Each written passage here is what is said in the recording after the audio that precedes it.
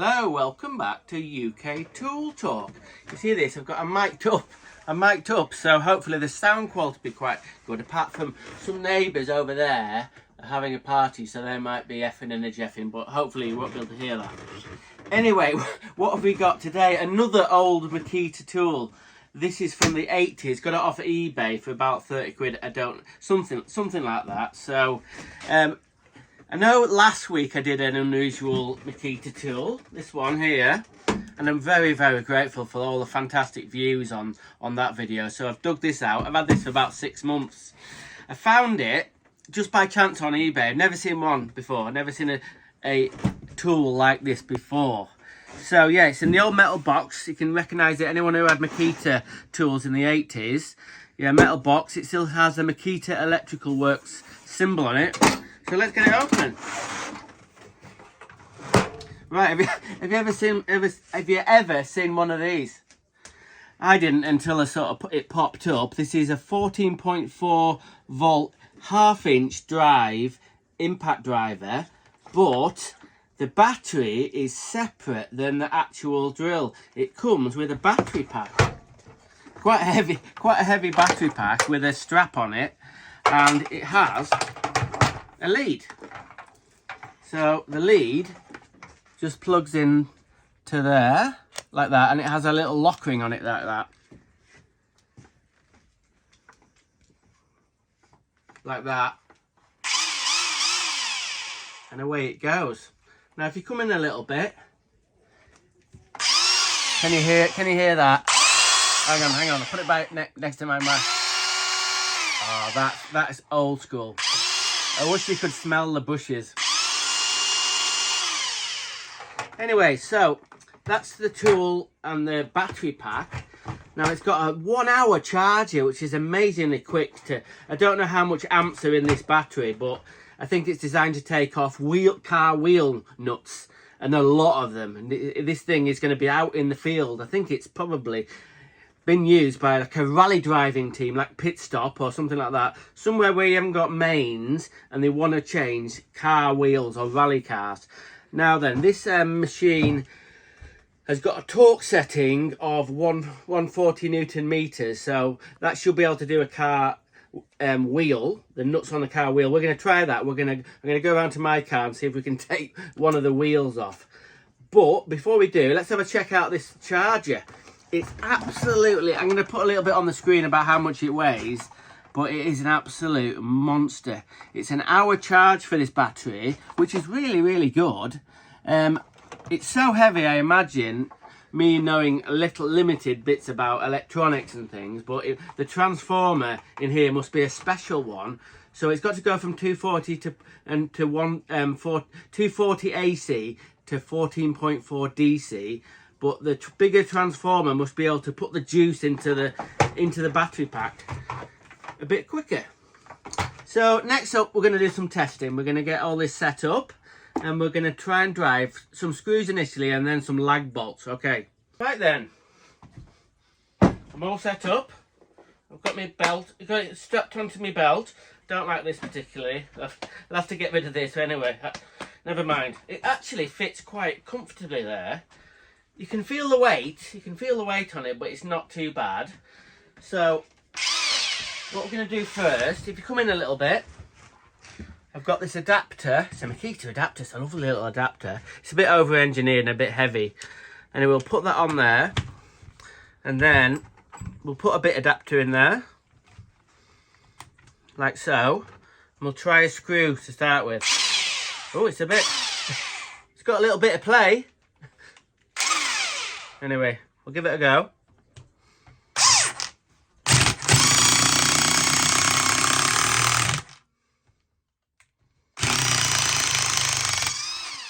Not bad, not bad. Okay, we'll jump straight in to putting this lag screw. Well, that's what the Americans call these things. I'd probably call that a coach screw. It's quite a bit of a monster. What's it going to be? A 140. Hang on, we're not going to do that in metric. 5.5 inches. Okay, we'll give this a go. See if we can manage this. Go by the side of that. Okay. Oh, hang on.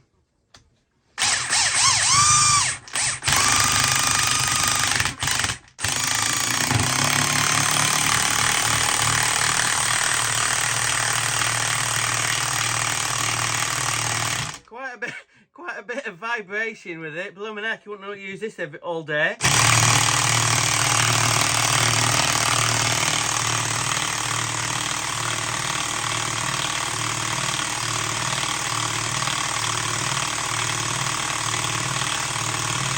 Well, I'm not going to screw that all the way back in. I'll probably never get it out again.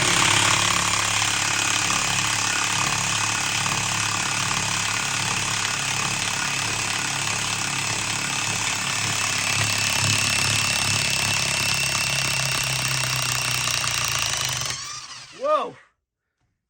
God, that's hot. Wow, that's very hot. Right, let's have a closer look at the actual impact driver. Let's get the model number out of the way, if in case you wanted one. This is from, looks like it's from Germany, this one, and it's model number 6902D, 14.4 volts. So I've done a bit of research, and this machine has 140 newton meters of torque fastening. Now that, same again, after I've Googled it, 140 newton meters is a little bit over average of what you'd torque a wheel nut on a car up. So yeah, that goes to thinking about maybe this was used by rally drivers, pit teams or something. But anyway, you can see by the style of it and the kind of colour, it's straight out of the late 80s, early 90s. This Makita sticker here, that sort of says to me is more sort of early 90s. So we've got like the on-off switch there, no variable trigger. It's just on or off. And the forward and reverse switch is there. And I tell you what, muckers, I quite like that. Yeah. I quite like that. Maybe Makita should need to bring that back. Yeah, that's nice. It's got a rubber bumper on the end to protect it. And yeah, it's not be that. It's got a few scratches. Got to be fair, it's a little bit scratched. It's had a little bit of a hard life, but not too bad. Anyway, so we'll get the rubber bumper off. That just flips off like that. And then I've got this thing I reviewed last week to get the nutso. Still making a bit of a funny noise.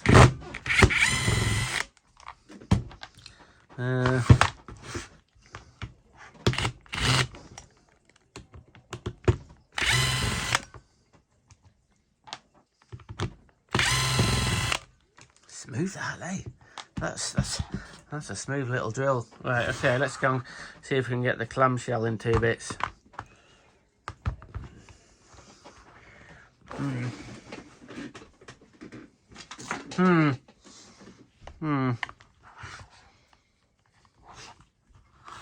Yeah.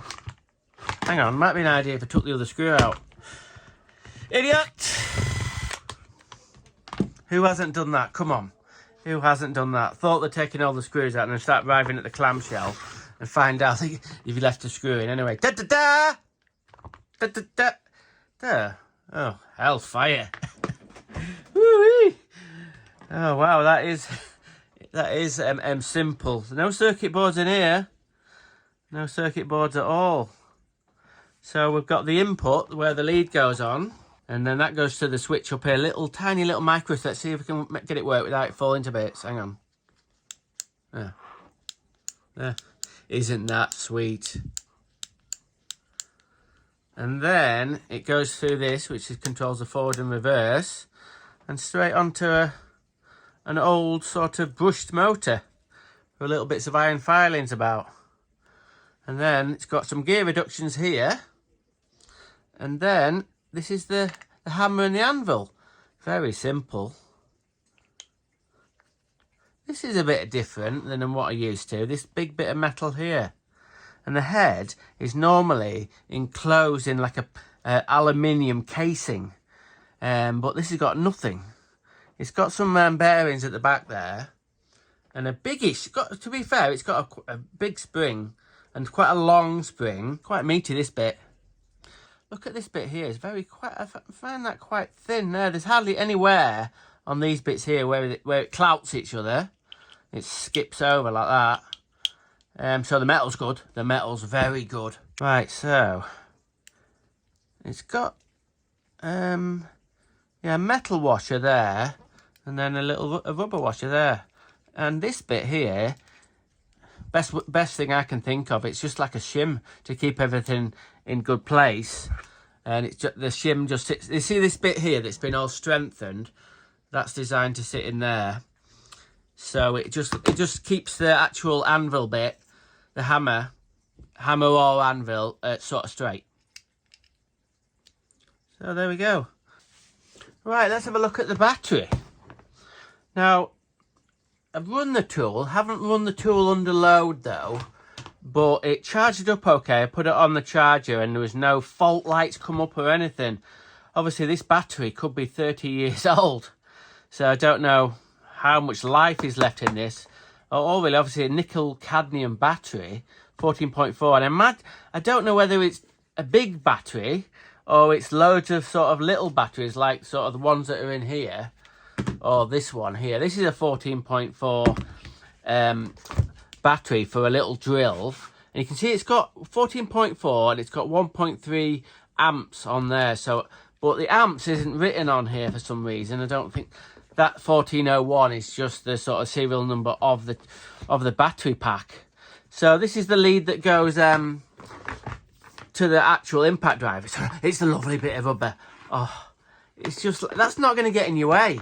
Look at that. It's just fantastic lead. Impressed with that. This little bit here is where you put the plug in for the charger. So anyway, and then, I've talked about this a little bit. It's got this strap that I imagine you strap around your waist. When I've tried to put it on my shoulder, it doesn't kind of work. But anyway, let's get it open.